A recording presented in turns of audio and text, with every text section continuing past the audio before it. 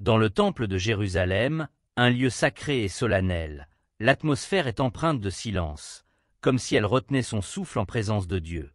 C'était un jour comme les autres lorsqu'Isaïe, un homme au cœur rempli d'amour pour son peuple, entra dans le temple, ignorant que sa vie était sur le point de changer à jamais.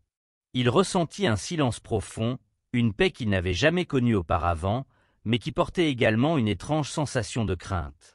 Le temple de Jérusalem est depuis longtemps un symbole sacré et profond dans le cœur du peuple d'Israël, un lieu où quiconque peut ressentir la présence de Dieu. Lorsque le roi Salomon construisit le temple, il ne créa pas seulement une structure architecturale magnifique, mais il grava également dans le cœur des Israélites l'image d'un centre sacré.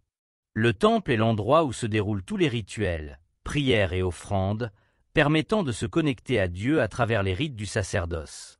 Chacun ressent que ce lieu est un symbole de l'alliance sacrée, un témoignage de la puissance éternelle et de la miséricorde de Dieu pour son peuple. Pour le prophète Isaïe, le temple n'était pas seulement un lieu de culte, mais aussi un symbole de justice et de repentir. Il avertissait souvent le peuple d'Israël que Dieu n'était pas satisfait de rituels vides dépourvus de sincérité. Isaïe soulignait que le temple ne pouvait pas être un refuge pour ceux qui vivaient dans l'injustice et l'immoralité. Au contraire, il devait être un phare de justice, où les gens venaient non seulement pour prier, mais aussi pour s'engager à mener une vie pure et droite. Dans l'année de la mort du roi Osia, alors que toute Jérusalem était en deuil, une vision majestueuse apparut dans le silence de la nuit.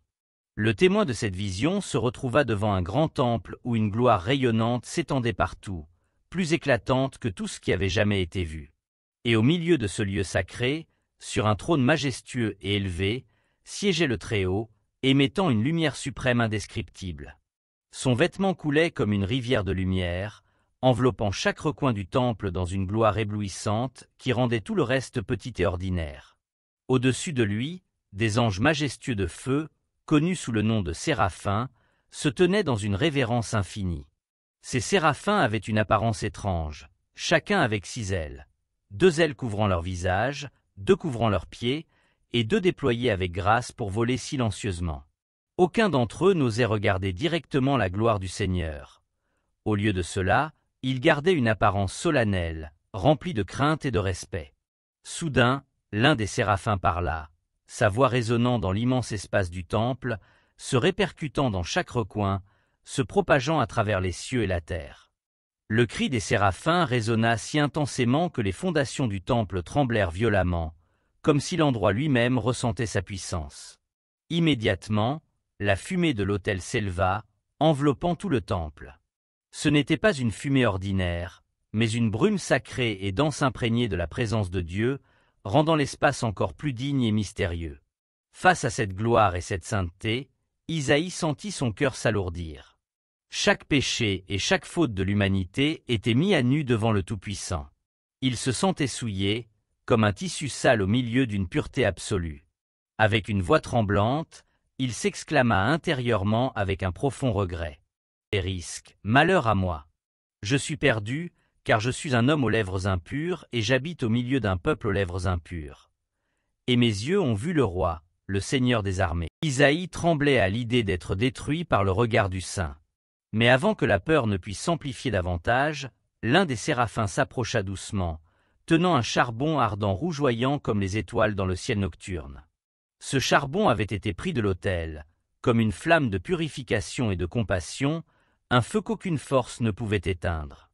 Le séraphin s'approcha, éleva le charbon ardent et le toucha délicatement aux lèvres du pénitent devant lui. La sensation brûlante se répandit depuis les lèvres, mais en même temps, un étrange sentiment de paix emplit l'air. Les yeux doux du séraphin regardèrent Isaïe, et une voix compatissante résonna, proclamant un miracle. « Ceci a touché tes lèvres. Ta faute est ôtée, et ton péché est expié. » Cette déclaration était comme de l'eau fraîche rafraîchissant un cœur assoiffé. Toute honte et toute impureté disparurent comme une brume dissipée par le soleil du matin. Le lourd fardeau de culpabilité qui pesait autrefois sur ses épaules avait maintenant été effacé, et Isaïe se sentit comme une nouvelle personne, pleinement restaurée et purifiée. Dans le temple sacré, Isaïe sentit la présence de Dieu non seulement autour de lui, mais aussi en lui, remplissant chaque recoin de son cœur. S'agenouillant sur le sol du temple, il ne put retenir ses larmes, empli de gratitude, et il fit le vœu de servir Dieu avec diligence à partir de ce moment. Me voici, envoie-moi. Isaïe se remémore les jours d'un véritable culte où la piété et la justice étaient les phares qui guidaient le peuple. Mais désormais, le culte est devenu une simple performance superficielle. Les gens se rassemblent pour accomplir des rituels sans aucune révérence ni fidélité envers Dieu. Le Seigneur refuse ces offrandes vides de sens. Isaïe, souvent, insiste auprès du peuple, son regard aussi tranchant qu'un couteau, mêlant amour et colère. Non seulement il critique, mais il lance également des appels fervents, semblables à un vent nouveau soufflant dans le cœur sombre de Juda. Revenez à Dieu, vivez avec justice, pratiquez la miséricorde et cessez vos actions immorales. Ce message, Isaïe le transmet comme une torche dans l'obscurité, espérant que sa lumière éveillera les consciences. Cependant, tout le monde n'écoute pas. Les prêtres et les chefs, qui devraient guider le peuple, se sont également égarés. Ils ne vivent plus selon ce qu'ils prêchent, préférant se laisser séduire par le pouvoir et la gloire. Ils ne réalisent pas que l'effondrement du royaume d'Israël est un avertissement pour eux. Les murailles de Jérusalem, bien qu'imposantes, ne peuvent résister au tourbillon du jugement si cette nation ne change pas. Isaïe voit dans cette situation un miroir où la lumière et les ténèbres s'affrontent constamment. Il supplie, il exhorte le peuple à revenir aux anciennes valeurs, à vivre dans l'amour et la justice. Si vous vous repentez, si vous changez vos voies, Dieu vous acceptera, promet-il, annonçant un avenir plus lumineux, une période de restauration et de rédemption. Mais cela n'arrivera que s'ils acceptent d'abandonner leur voie pécheresse. Lorsqu'Isaïe se tient courageusement devant les puissants, des rois aux prêtres en passant par les faux prophètes, il sait qu'il fait face à une opposition farouche. Les rois, qui devraient être un soutien pour la nation, ne se concentrent que sur leur pouvoir et leur prospérité personnelle.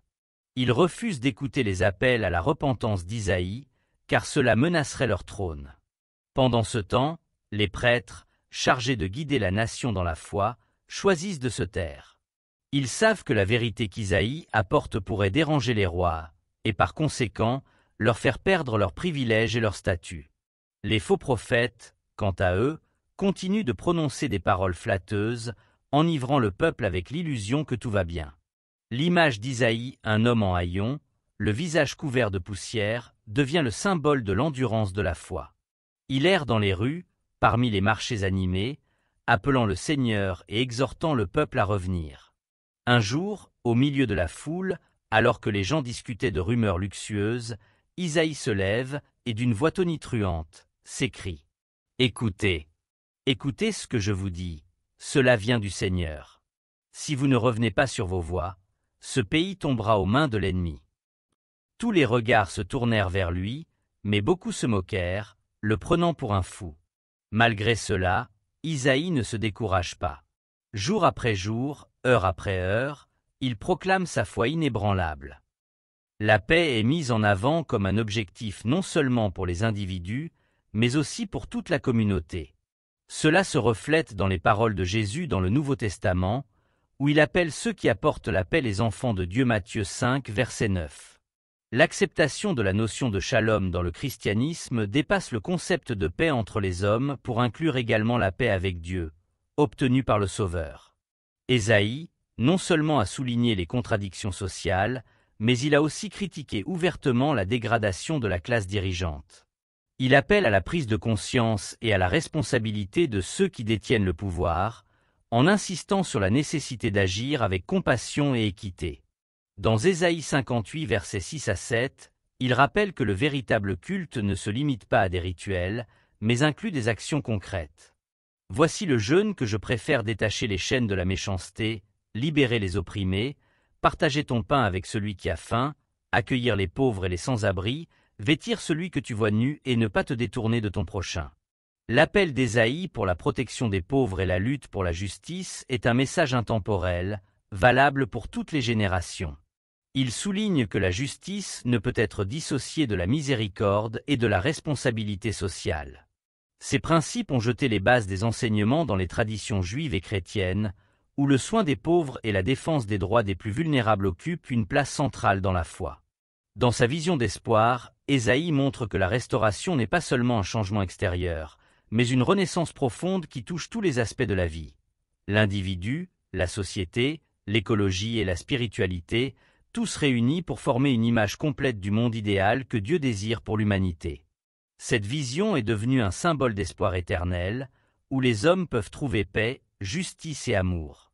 Ésaïe prévoit un temps où chaque individu n'adhérera pas seulement formellement aux lois divines, mais les inscrira dans son cœur, vivant selon l'esprit de la loi plutôt que sa forme extérieure.